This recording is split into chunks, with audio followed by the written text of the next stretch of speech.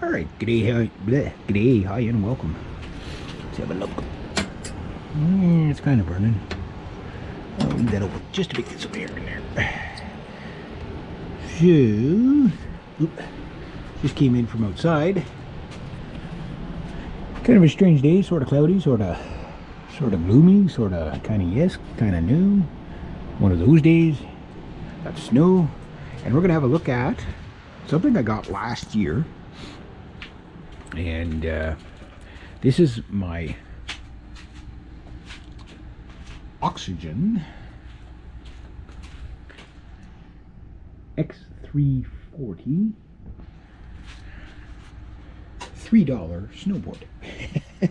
Actually, I got it for free. I didn't even pay for it. I got recruited by a bunch of little old ladies during the you call it like an indoor yard sale type of thing that they do in the spring. Think of like everybody does their spring cleaning, and then they decide to all the stuff that they would throw out, say, okay, well, we'll rent a table and we'll sell it inside the hall or whatever.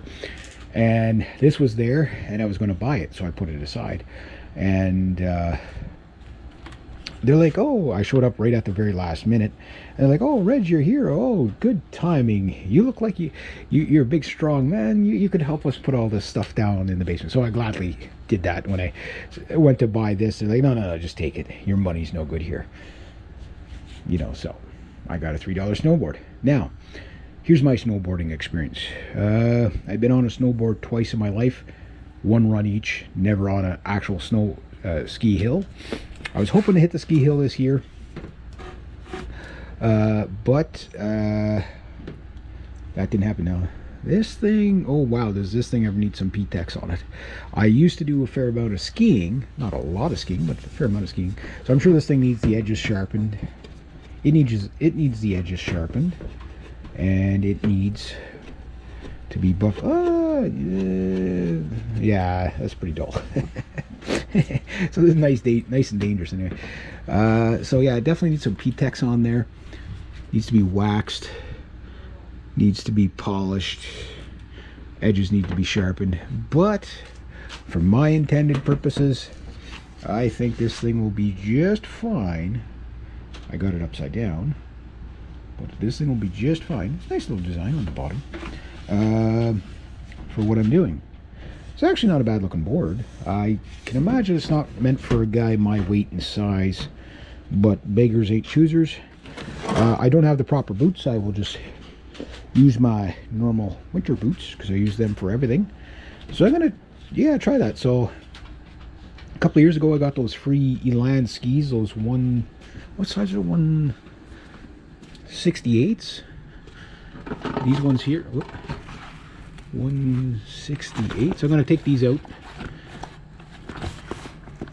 I think they're 160s, whatever they are anyway. These are nice skis, and they were waxed, polished, and the edges are still good on those. And I got the boots and everything. But I'm going to try this. I'm going to try it maybe tomorrow. I'll keep the sticker on there, just because I like to show people when I got a good deal. Now, it is kind of dirty. However, going down the hill will probably clean it, but I might actually give it a nice little wipe down, just to kind of make it look like I'm a professional, because professionals clean their snowboards. Now, this is where I have to have a serious talk with you.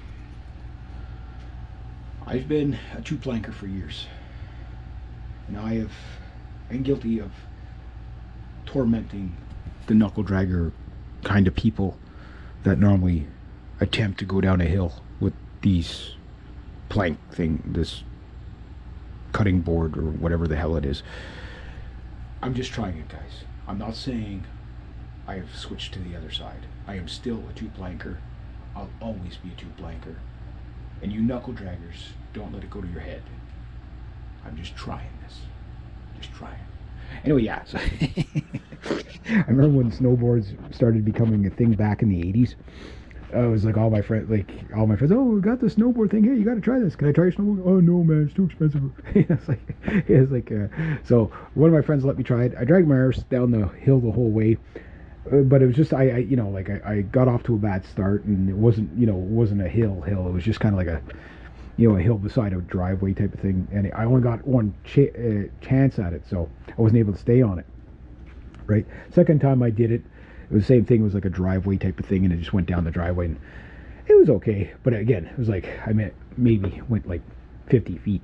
So this one, I'm gonna try it, and it's mine. So I'm gonna be able to see if I can master it. I'm pretty sure I'll master it pretty easy. I usually have pretty good balance.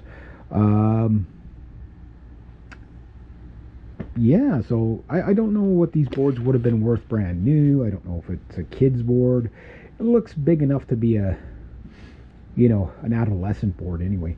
I don't have the proper boots, so we'll see if I'm pretty sure I'll fit in these bindings. I just hope I don't break them. I don't think I will, but you got some tensioners here. Yeah, so that's pretty straightforward. So the nice thing is that, you know, like it's a simple setup. You don't have to carry poles with you and all that stuff. But snowboards do look like a lot of work, especially these short ones, because you can't get enough speed on them. But that will probably make this a good beginner board too, just because it's short, and it's probably going to be, you know, I'm not saying I'm going to get into the Olympics or anything, but you know, if I want to do a jump or something on it, I'll probably, once I get used to it. But I might take it out tomorrow if it's nice out. I was going to do it today, but I went and did other things instead. So yeah, so there we go, the $3 snowboard. Yeah, well, we'll see how it does. I'm going to give it a clean up, and then maybe I'll take it out tomorrow, and yeah, it should be fun. There we go.